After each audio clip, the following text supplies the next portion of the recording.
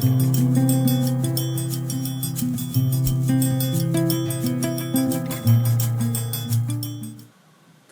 à tous et bienvenue dans cette nouvelle vidéo qui a pour sujet les pranayamas et différentes approches pour effectuer les pranayamas de manière physiologique, disons. Donc les trois approches différentes, ce sont les suivantes. La première, c'est celle d'André van Liesbeth. André van Liesbeth, c'est un yogi qui aujourd'hui n'est plus, mais qui a énormément contribué à porter le yoga en France depuis les dernières décennies, les 3-4 dernières décennies. C'est vraiment un grand classique que l'enseignement d'André van Liesbeth. Il a apporté beaucoup sur les pranayamas, mais là je vais vous parler plus particulièrement de la sangle abdominale contrôlée, selon André van Liesbeth. Ensuite, je vous parlerai de l'approche de Bernadette de Gasquet, de ses différents conseils pratiques et de ce qu'elle propose pour aborder les pranayamas. Et enfin, troisième approche que je vous proposerai, c'est celle de Kat Bellière et de Serge Gastineau, qui ont, eux, une approche qui vient plutôt de la lignée de Iyengar. Voilà, je vous en dirai un tout petit peu plus au cours de cette vidéo. Donc, pour la première approche, de celle d'André van Liesbeth, on va parler surtout de la respiration complète yogique. En fait, ce qu'on appelle la respiration complète yogique, c'est la respiration spontanée. Mais bon, voilà, c'est pour donner un nom, on a dit respiration complète yogique. Pour dire qu'en fait, on respire à la fois par cette partie-là du corps, et puis aussi cette partie-là. Il y en a qui précisent que c'est une respiration abdominale, thoracique, sous-claviculaire. Lui aurait plutôt tendance à parler de respiration diaphragmatique, thoracique et sous-claviculaire. Bien sûr, pour mettre en avant l'aspect diaphragmatique, l'importance du diaphragme dans la respiration. Alors, il parle à travers cette respiration complète, André van Liesbeth, de cette notion de sangle abdominale contrôlée. Mais alors, sangle abdominale contrôlée, sur l'inspiration particulièrement, mais on ne comprend pas très bien. Ça semblerait même presque être une inspiration paradoxale. Si sur l'inspire, on creuse le ventre, et sur l'expire, on le gonfle. Bon, ça serait presque même à l'inverse de ce qu'on devrait faire. Mais c'est pas ça qu'il propose, en fait. En effet, en fin d'expiration, la sangle abdominale est engagée, selon lui, et elle augmente la pression intra-abdominale et thoracique. Parce que, en fait, ce qu'il précise justement, c'est qu'entre la zone du nombril, ici, et du pubis, ça doit toujours être engagé, cette zone intra-abdominale. Et donc ça c'est extrêmement bénéfique au niveau des fonctions physiologiques et notamment des processus vitaux qui sont intensifiés. Je vais vous expliquer un peu plus en détail pourquoi. Donc l'inspiration thoracique et sous-claviculaire sur l'expiration est alors beaucoup plus complète, sur l'inspiration également aussi. Ce qu'il se passe précisément lorsque l'on inspire, on a normalement l'abdomen qui se gonfle. Ça se gonfle. On ne cherche pas à gonfler, ça se gonfle. Lorsque ça se gonfle, en fait, c'est le diaphragme qui s'abaisse, qui pousse vers le bas. Mais lorsque le diaphragme pousse vers le bas, en toute logique, spontanément, on a le périnée qui va légèrement s'engager et remonter les viscères vers le haut. Parce que si on a le diaphragme qui pousse vers le bas et que le périnée ne retient rien, on a une sortie d'une descente d'organes, c'est a priori pas souhaitable. Donc heureusement notre périnée est là, et par synergie avec le périnée, les transverses s'engagent. C'est ce qui se passe sur l'inspiration. Et ce qui permet en fait, au lieu que la respiration thoracique, dans la partie respiration complète qui est diaphragmatique, thoracique et sous-claviculaire, au lieu que la thoracique et sous-claviculaire soit peu volumineuse, en fait, comme on a une sangle intra-abdominale qui est engagée, en fait, on peut avoir un développement plus intense des poumons. Vous allez le sentir, une ouverture plus intense de cette zone des poumons et des clavicules, puisque ça oblige nécessairement à dilater plus vers le haut, parce qu'on ne peut pas aller vers le bas, on ne peut pas pousser vers le bas, parce que cette zone-là est bloquée. Pareil sur l'expiration, comme cette zone-là est bloquée, et puis on a aussi Donc périnée, transverse, oblique et grand droit qui sur la fin de l'expiration finissent par s'engager tout en étant toujours auto-grandi pour ne pas se tasser sur l'expiration. Tout ça, ça aide à aller un peu plus amplement dans l'expiration, à un peu plus évacuer l'air vicié des poumons. Donc, ce ne sont pas des contractions qu'on essaye de faire, on n'essaye pas de gonfler, dégonfler. Ça se gonfle, ça se dégonfle, ça respire, ça inspire, ça expire. C'est pas j'inspire, j'expire, c'est ça se fait. Et naturellement, ça s'engage. Il n'y a pas de contracture. Donc, je continue avec mon prompteur. Ok, on va maintenant expérimenter cette sangle abdominale contrôlée précisément en mettant d'abord l'index, donc bon, vous mettez l'index ou le majeur au niveau du en dessous du nombril, entre le pubis et le nombril, et puis le pouce au niveau entre nombril et plexus solaire. Donc index majeur en dessous, au niveau de la zone intra-abdominale et le pouce au-dessus. Lorsque vous inspirez, essayez de sentir cette sangle abdominale en dessous du nombril, donc au niveau index majeur qui reste légèrement engagé. On n'est pas contracturé, c'est pas hyper intense, c'est légèrement engagé. Par contre, la zone entre nombril et plexus solaire, elle peut se gonfler, ça se gonfle dans cette zone-là. Parce qu'on ne peut pas non plus tout bloquer, sinon ça fait une respiration paradoxale. Et puis expire. Sentez que ça reste engagé au niveau de la zone intra-abdominale et aussi au niveau des grands droits. Et expirez, laissez faire. À nouveau, inspirez, sentez index majeur qui sont placés entre nombril et pubis, ça se contracte. Et puis entre nombril et plexus solaire, ça peut se dilater un petit peu, se gonfler un petit peu. Et expirez, laissez faire. Allez, encore 3 fois de suite avec cette sangle abdominale contrôlée, non contracturée.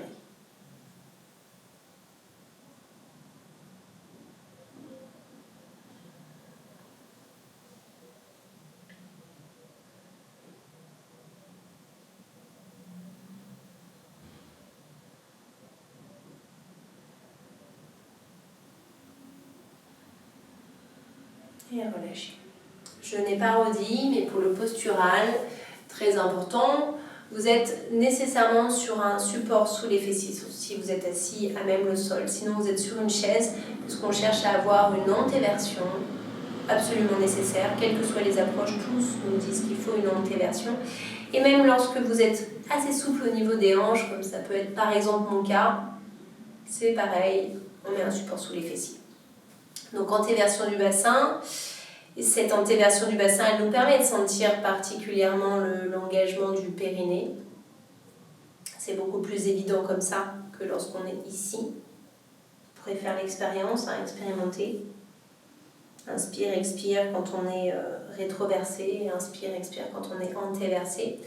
Sternum ouvert, le manubrium, le haut du sternum dirigé vers le ciel, menton vers la poitrine, épaules relâchées.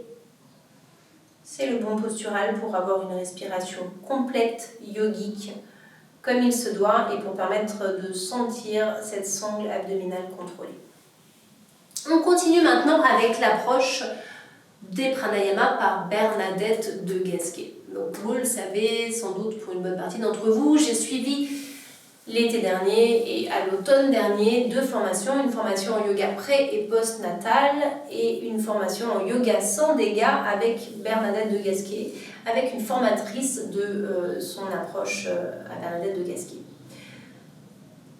C'était très riche et j'en ai donc appris beaucoup et je vous retranscris maintenant ce que j'ai pu en retenir.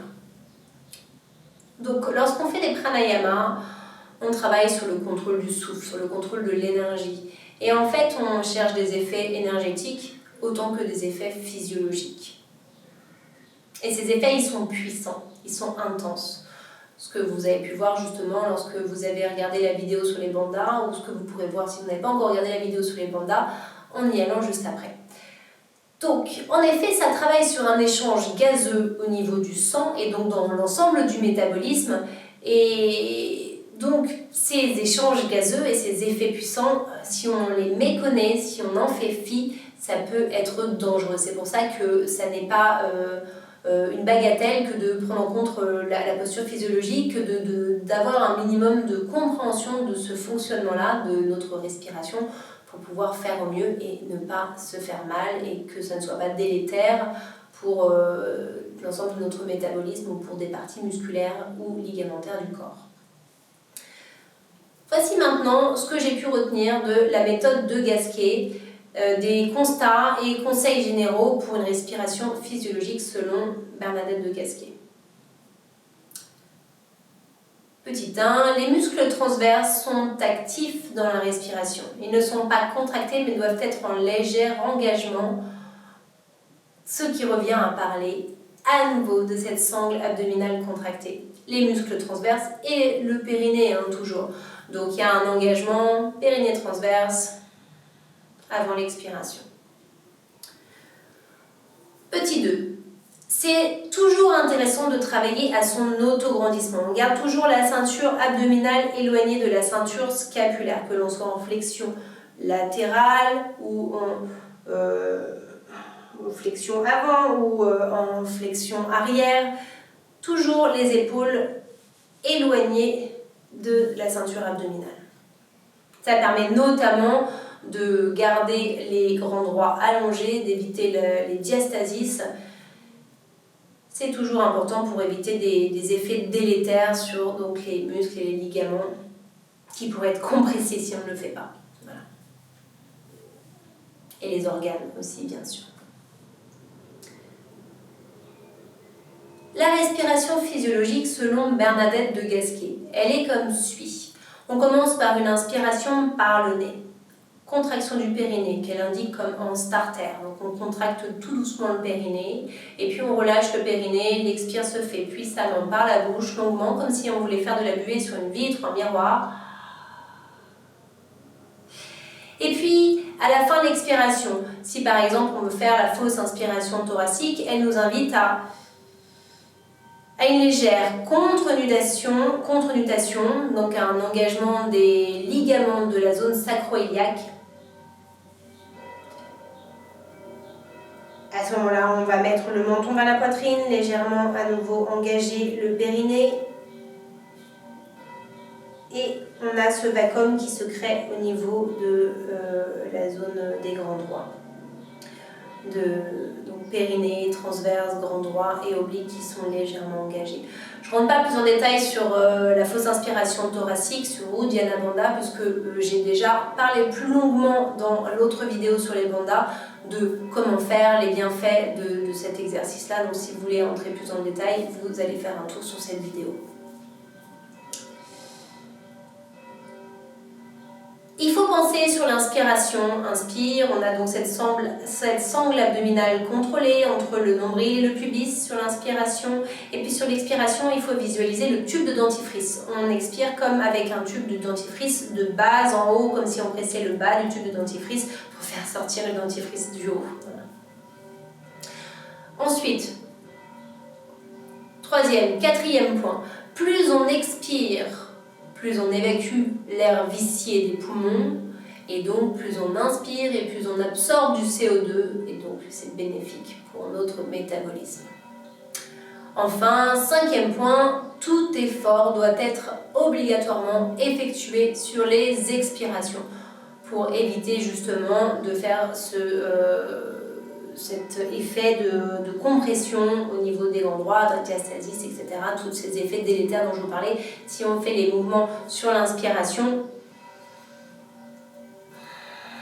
on ne travaille pas avec cet effet tube de dentifrice qui est tout à fait bénéfique et qui est beaucoup plus intéressant, qui évite qu'on ait cette poussée vers le bas. Effort sur l'expiration. Ok, pour mettre en pratique cette méthode, cet apport Bernadette de Gasquet, on va pratiquer 2 exercices que vous avez sans doute fait avec moi quelques fois, ou que vous connaissez si vous connaissez l'apport Bernadette de Gasquet. Donc, je ne vais pas rentrer dans le détail, de la fausse inspiration thoracique, mais on va la faire quand même. Et on va faire également la purge respiratoire. Donc je n'ai pas redit, mais Bernadette de Gasquet, donc elle indique vraiment que pour soigner les lombaires, les parties musculaires du corps qui pourraient être fragiles, il faut passer par la station latérale, puis ensuite rouler sur le dos. Alors surtout si par exemple on est enceinte, on va avoir des mouvements de ce type-là. C'est pareil, je ne vais pas détailler tout ça puisque ce n'est pas le propos de cette vidéo, mais il y a une méthode qui est très précise et qui pourrait faire l'objet d'une autre vidéo si besoin, mais ça n'est pas le cas maintenant. Voilà. Donc, on se retrouve sur le dos. Le bon postural, avec cet apport Bernadette de Gasquet, il est celui-ci. Vous allez prendre votre tête, ramener légèrement le menton vers la poitrine, puis reposer la tête dans le sol. Ensuite, vous soulevez votre bassin, éloignez votre bassin de vos épaules, et vous allez comme renverser une coupe de fruits vers vous, avec votre bassin, et puis venez reposer votre bassin dans le sol.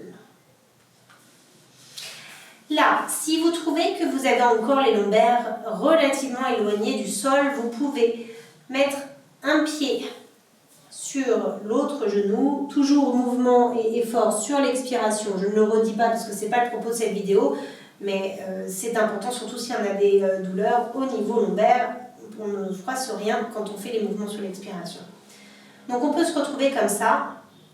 On va faire les purges respiratoires. Croisez vos doigts derrière votre tête. Inspirez profondément. Et puis sur l'expiration par la bouche, laissez monter vos bras au-dessus de vous. Gardez bien le menton vers la poitrine. Contractez très légèrement le périnée, ou en tout cas laissez-le se contracter et laissez bien se relâcher vos fessiers. Détendez vos muscles fessiers. Inspire, ramenez les bras derrière la tête. Si on a une couverture qui gêne, on peut l'enlever. Expire.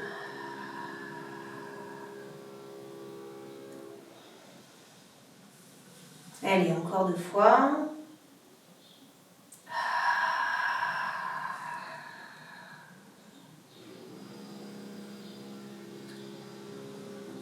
Une dernière fois.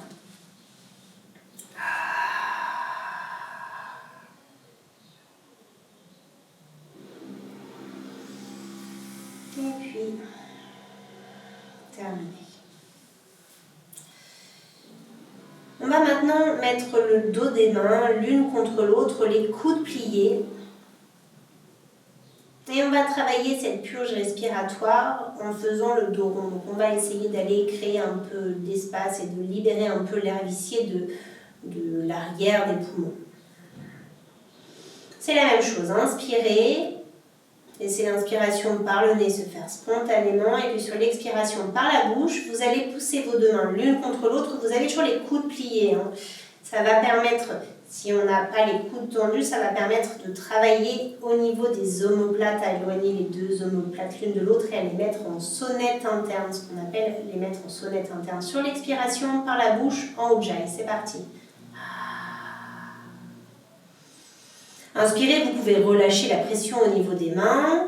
Gardez bien toujours le menton vers la poitrine. Expirez. Par la bouche, puissamment, sonnette interne des omoplates.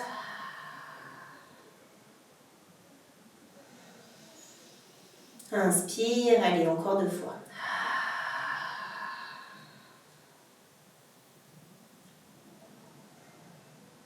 Une dernière fois. Menton vers la poitrine.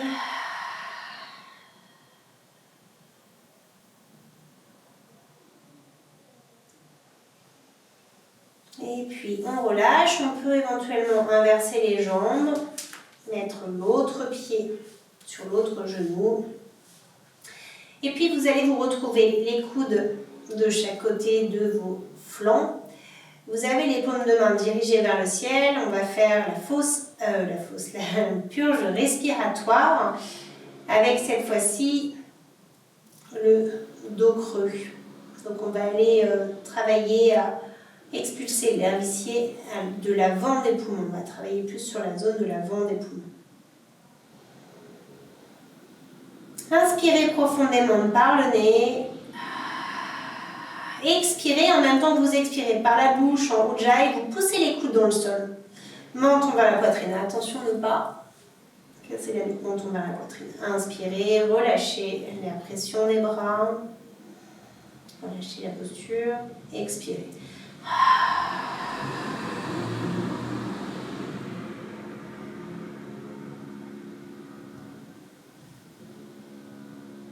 Encore une fois.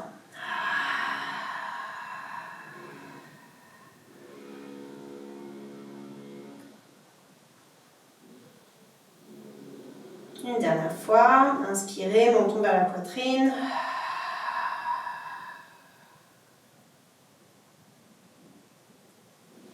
Et relâchez. Si besoin, changez genou-pied. Et on termine avec 3 fausses inspirations thoraciques. Inspirez par le nez. Laissez le périnée et les transverses s'engager spontanément. Expirez par la bouche. Longuement, puissamment, arrivez au bout de l'expiration.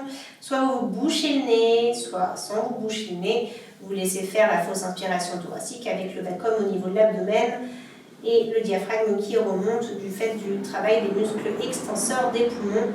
Je ne vous en dis pas plus. Si vous voulez plus de détails, vous irez voir la vidéo sur les bandhas.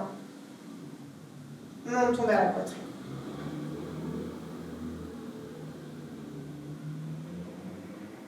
Inspirez par le nez, expirez par la bouche.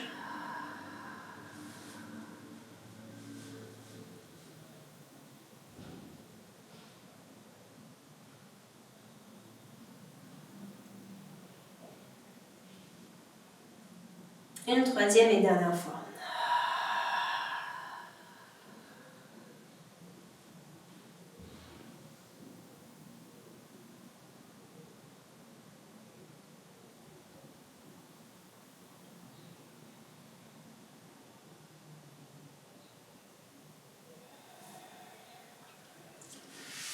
Et puis restez quelques instants en Shavasana à observer les éventuels bénéfices de ces exercices de respiration.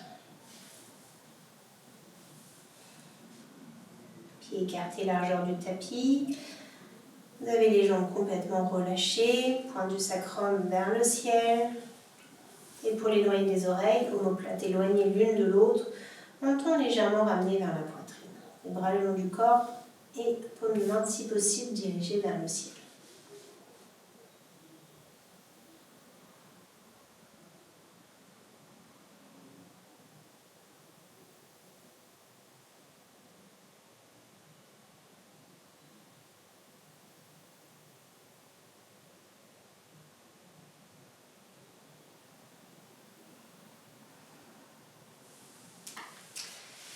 Et puis doucement, pivotez d'un côté ou de l'autre. Restez quelques instants sur le côté, puis venez vous rasseoir.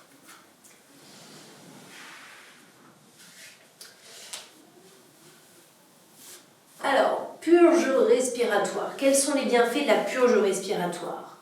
Renouveler l'air dans nos poumons, améliorer notre capacité respiratoire et notre santé globale sans faire un effort de haute intensité. C'est un exercice qui est accessible à tout le monde. Ça permet de renforcer notre diaphragme qui donc peut aussi renforcer notre plexus solaire et donc la base de notre santé, de notre force. Notre système immunitaire, donc notre transit intestinal, ça diminue notre stress et ça renforce nos abdominaux profonds, transverses et obliques. Voilà, la liste est longue donc pour les bienfaits de cette purge respiratoire.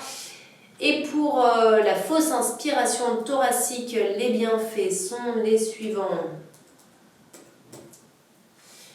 Prévention des prolapsus et des descentes d'organes, plancher pelvien décongestionné, retour veineux, constipation donc, qui est atténuée, massage des viscères, mobilité viscérale, périnée stimulé, diaphragme également stimulé, drainage.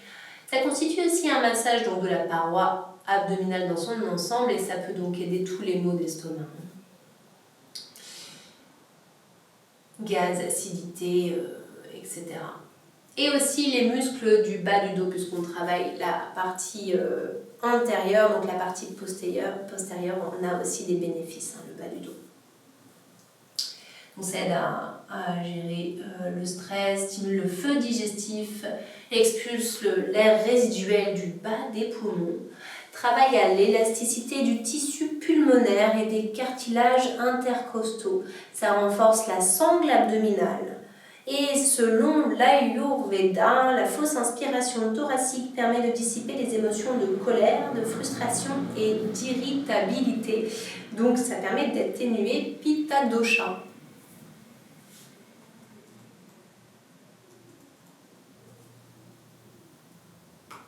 Et on va donc terminer avec l'approche de Kat Bellière et de Serge Gastineau sur les pranayamas. Alors, Kat Bellière et Serge Gastineau inscrivent leur pratique dans une tradition du yoga Iyengar, donc ce yoga thérapeutique. Ils ont des connaissances ostéopathiques et surtout ils construisent leurs asanas en mettant en évidence l'effet des poussées, contre-poussées dans le corps et surtout particulièrement ils font un travail sur la mise en mouvement du corps et ils mettent en évidence les processus respiratoires. Tous deux donnent une importance primordiale à l'aplomb. Dans la lignée des recherches de Noël Pérez, qui est une disciple d'Iyengar, et cet aplomb, il se produit grâce à un ancrage dans le sol qui est axé sur la poussée des talons dans le sol, on va le faire juste après. Donc il y a une poussée des talons qui mène à une rotation interne des fémurs, donc à une antéversion du bassin, à une flexion, une très très légère flexion des hanches, qui est différente de la cambrure lombaire haute qui projette les côtes flottantes, les basses côtes vers l'avant. Donc c'est une cambrure lombaire tout à fait physiologique et tout à fait nécessaire. Et cette cambrure lombaire haute, par exemple, qui serait donc celle des projections des côtes flottantes, elle serait un blocage du dos et de la respiration. Donc celle-ci n'est pas souhaitable, tandis que la deuxième est tout à fait physiologique et très souhaitable. Cette respiration, avec cet alignement, donc avec cet aplomb, permet de sentir doucement comment on peut engager Jalandhara Bandha, Uddiyana Bandha et Mula Bandha.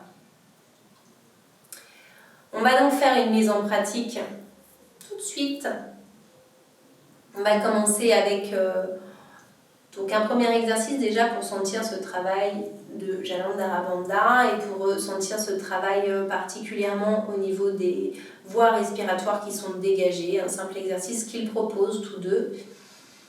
Donc, vous êtes en tailleur. Si vous n'êtes pas confortable en tailleur, c'est-à-dire concrètement, en fait, si vous avez un ou deux supports sous les genoux et que vous avez encore les genoux qui sont relativement hauts, ça veut dire que peut-être qu'il va falloir aller chercher une chaise pour mettre sous vos fessiers parce que là, ça, c'est pas une posture du tout physiologique pour travailler les pranayamas ou voilà, simplement pour faire la méditation. Pas possible, ça ne fonctionne pas. Vous allez nécessairement être inconforté.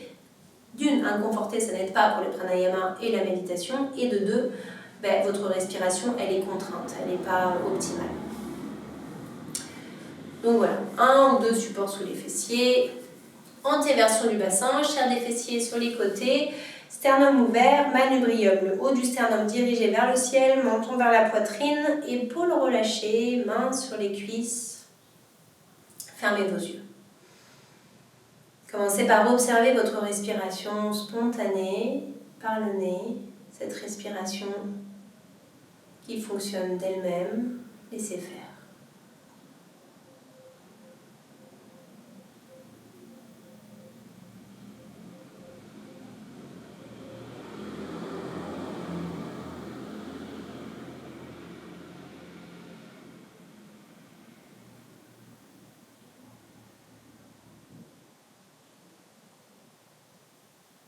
Commencez par essayer de saliver, d'avaler votre salive plutôt.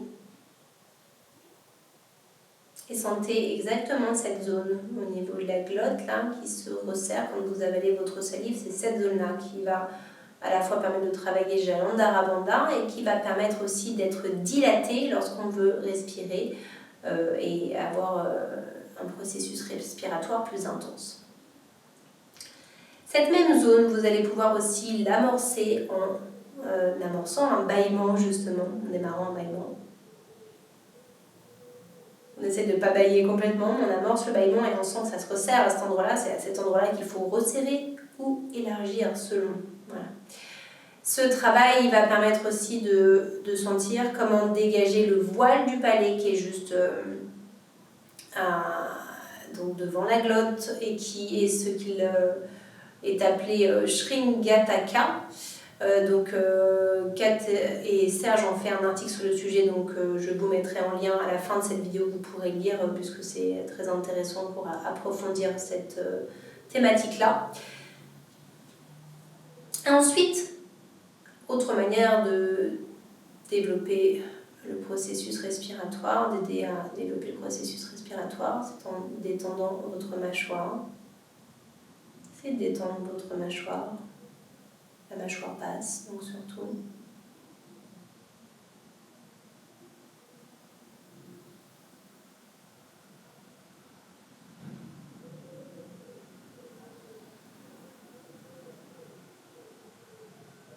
Souriez. Sentez lorsque vous souriez. Aussi, comme ça se dégage à cet endroit-là.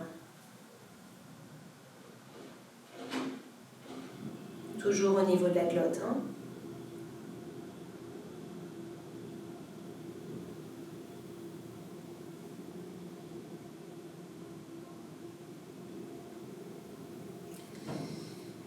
Lorsque vous ramenez vraiment le menton vers la poitrine de manière intense, ça dégage aussi la gorge.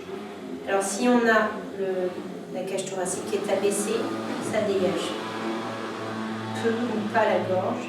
Essayez de sentir. Relâchez la poitrine, faites le haut du dos rond. Et puis sternum vers le ciel. Sentez cette différence au niveau de vos voies respiratoires qui sont améliorées.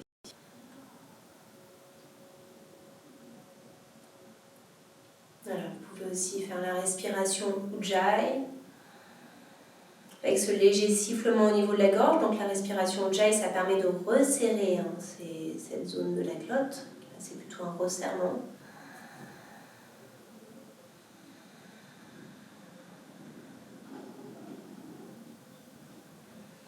On peut aussi prononcer des mantras, et particulièrement le son I. Voilà, ça c'est aussi quelque chose qu'il propose, Kat et Serge.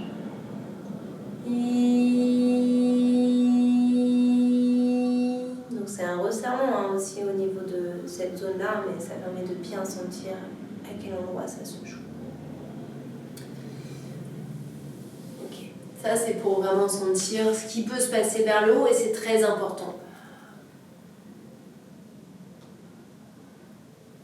Voilà, avant de passer au deuxième exercice, à la deuxième mise en pratique selon la pratique de Serge et Kat, on va rester assis encore quelques instants et faire cet exercice qui est particulièrement aussi proposé par André Van Liesbeth, qui est celui de humer. Humer une senteur qui nous plaît, ou les pétales d'une fleur, d'une rose peut-être, une fleur de lys, du muguet, du mimosa, voilà, la fleur qui vous convient de humer. Et sentez que vous humez d'abord avec le début de vos narines, et puis avec le haut de vos narines et l'arrière de vos narines. Et vous avez comme cette impression, vous essayez d'avoir comme cette impression de humer jusqu'en haut de vos narines, comme si vous aviez humé presque par votre cerveau. Il faut que ça remonte en haut. André Van Liesbeth parle à ce moment-là d'aller chercher vraiment au fond des parois nasales, et c'est ça qui permet d'assimiler beaucoup mieux les ions négatifs que André Van Liesbeth assimile au prana, à l'énergie vitale. Donc dites-vous que lorsque vous humez cette senteur particulière de fleurs qui vous plaît d'humer, vous fournissez un peu mieux en prana, en énergie vitale.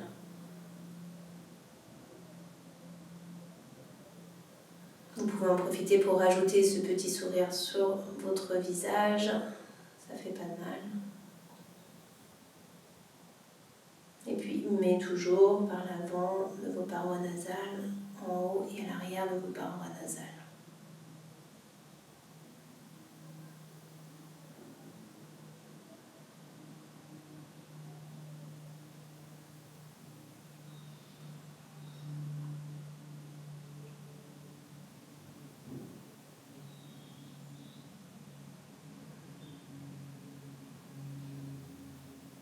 Et puis relâchez.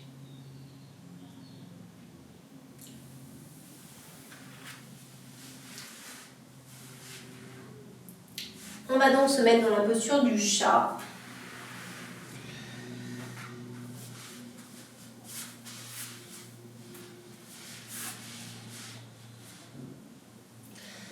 Pour être dans la bonne posture du chat, vous pouvez commencer dans la posture de l'enfant, fessiers au maximum sur les talons, repoussez-vous du sol avec les mains pour avoir les fessiers sur les talons. Et puis vous avez les mains écartées, largeur des épaules dans le sol. Et vos mains sont ventousées dans le sol et vous allez être comme tractés par vos mains, puisque vos mains sont ventousées et ça vous amène vers l'avant. Ensuite, lorsque vous êtes dans cette posture du chat, vos mains poussent vers l'avant, les genoux poussent vers l'arrière. Il y a comme une sorte de mouvement pour un peu étirer le tapis entre les mains et les genoux. Vous avez cette courbure lombaire physiologique. Donc, ce n'est pas cette courbure où on a carrément les côtes flottantes qui se projettent vers l'avant et qui fait donc cette gêne respiratoire et ces douleurs au niveau lombaire. Non, c'est juste la courbure lombaire naturelle que l'on est censé avoir les uns les autres. Et donc la respiration physiologique, comme Kat et Serge l'entendent, elle se fait comme ceci.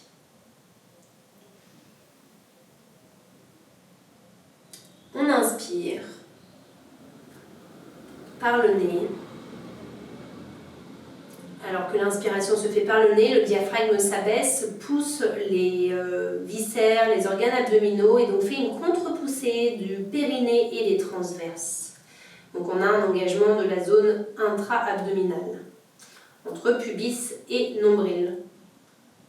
Et puis, expirez. Avant d'expirer, vous sentez que le périnée s'engage un petit peu plus. Et là, en fait, au moment de l'expiration, vous avez comme une envie assez naturelle d'arrondir le bas du dos. Vous pouvez le faire, arrondissez le bas du dos.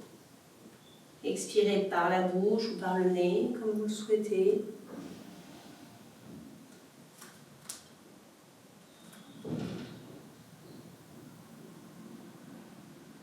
Essayez d'observer, d'être en conscience de ces éventuelles suspensions, poumons vides, avant d'inspirer. Et puis à nouveau inspirer, laissez se gonfler légèrement l'abdomen, c'est-à-dire particulièrement la zone entre le nombril et le plexus solaire, poussée du diaphragme, contre-poussée du périnée, des transverses, les côtes flottantes qui s'écartent, le souffle qui monte jusqu'en haut des poumons. Et puis expirez, toujours engagement du périnée, engagement léger, vous n'engagez pas, ça s'engage. De vos transverses, le ventre qui se creuse, les obliques qui s'engagent aussi très délicatement. Dos rond. Regardez votre nombril. Inspire naturellement. Courbure lombaire physiologique, vous avez les épaules qui sont décalées des poignets, le bassin légèrement décalé des genoux. Repoussez l'arrière de votre tête comme si vous aviez une main qui se plaçait au niveau de votre occiput que vous repoussez. Ça s'engage, donc diaphragme contre-poussé, ensuite au niveau du périnée des transverses. Et sur l'expiration, vous allez faire l'aboiement du chien. C'est un bon exercice que Kat et Serge proposent pour ressentir l'engagement du périnée de Mula Bandha. Waouh, vous n'êtes pas obligé de faire un gros aboiement, hein. Vous pouvez faire un petit aboiement de chiot, comme vous voulez. Si vous avez de l'énergie à revendre, faites l'aboiement du chien méchant. Inspire. Allez, encore 2 fois. Motivation spontanée du bassin. Diaphragme qui s'abaisse. Engagement du périnée des transverses en contre-poussée. Et waouh, waouh, waouh, waouh. Vous sentez sur cet aboiement que Naturellement, ça s'engage un peu plus. Allez, une dernière fois, inspire. Expire. Waouh, waouh, waouh, waouh, waouh, waouh, waouh. Dos rond, lorsque vous avez dos rond, vous avez pour autant les épaules qui restent éloignées des oreilles. Et puis relâchez.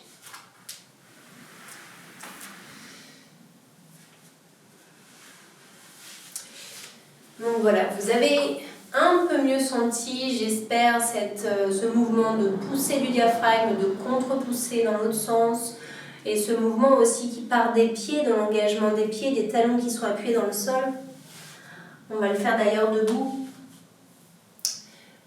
Donc il y a cet exercice-là qui est aussi assez intéressant, qui est donc de faire la respiration physiologique, qui est la troisième mise en pratique que je souhaitais vous proposer, avec la posture de Tadasana debout. Donc, il y a cette histoire de pousser contre pousser, et ça se sent d'autant mieux lorsqu'on est debout.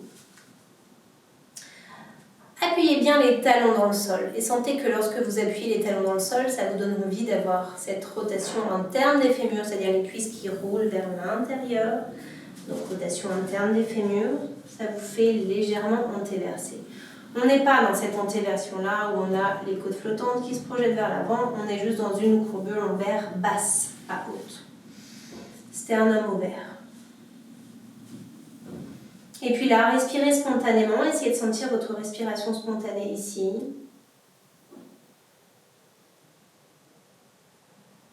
Inspirez, sentez votre diaphragme s'abaisser, contre-pousser, périnée, transverse. Et expirez, pensez à ce tube de dentifrice. Vous poussez du bas vers le haut. Inspire. Diaphragme, périnée transverse. Les côtes qui s'élargissent. Et expire. Tube de dentifrice. Allez, une dernière fois. Inspire.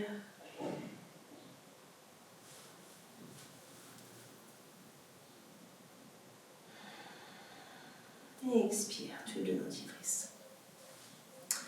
Donc je n'ai pas redit, mais donc c'est les talons qui poussent dans le sol et l'alignement est censé suivre, mais on a toujours le sternum très ouvert, sans avoir les basses côtes qui se projettent vers l'avant, le menton vers la poitrine. Donc si on est ici, on peut très bien pousser les talons dans le sol et être ici, et ça c'est pas bon non plus évidemment. Épaules vers l'arrière, sonnette interne des omoplates qui sont enclenchées, donc les omoplates qui font ce mouvement-là. Précisément, c'est un peu comme des ailes d'ange que vous engagez quand vous faites la sonnette interne des omoplates, que vous pouvez sentir en faisant ce travail, particulièrement par exemple en mettant le majeur sur les coudes, aussi en mettant les mains au niveau des lombaires. Voilà, on peut activer de plein de façons différentes, mais en gros, vous avez ce mouvement-là qui sont faits par les omoplates. Et donc c'est lorsque les épaules s'abaissent, que les omoplates au début s'éloignent et puis se rapprochent légèrement. Ça donne en gros ce mouvement-là. Ok, tout ça c'est l'alignement physiologique nécessaire pour avoir une respiration la plus complète possible. Voilà, donc vous aurez compris, il y a plusieurs approches qui ont quelques petites différences, petites nuances, mais à vrai dire, en fait, le but, c'est d'expérimenter. Donc, ce que je vous propose, c'est bien évidemment d'expérimenter les unes les autres, d'y aller sans jugement, d'y aller en pleine conscience, d'être toujours dans votre ressenti corporel le plus fin possible et de vous arrêter si vous sentez un inconfort, une douleur également. Enfin, comme disait Krishnamacharya, pour guérir les maladies de ton corps, utilise ton corps. Pour guérir les fluctuations du mental, pratique le pranayama. Et aussi, pratiquer et le reste viendra, nous disait Sri Patabi Joy. C'est ainsi donc que je vous incite à faire ces exercices, à pratiquer encore et pratiquer de nouveau pour voir ce qui vous semble le plus juste dans votre corps. Ces vidéos, donc, je les mets sur mon YouTube, sur ma chaîne YouTube. N'hésitez pas à vous abonner avec la petite clochette rouge à droite en haut. Et je vous dis à bientôt. Merci de votre écoute.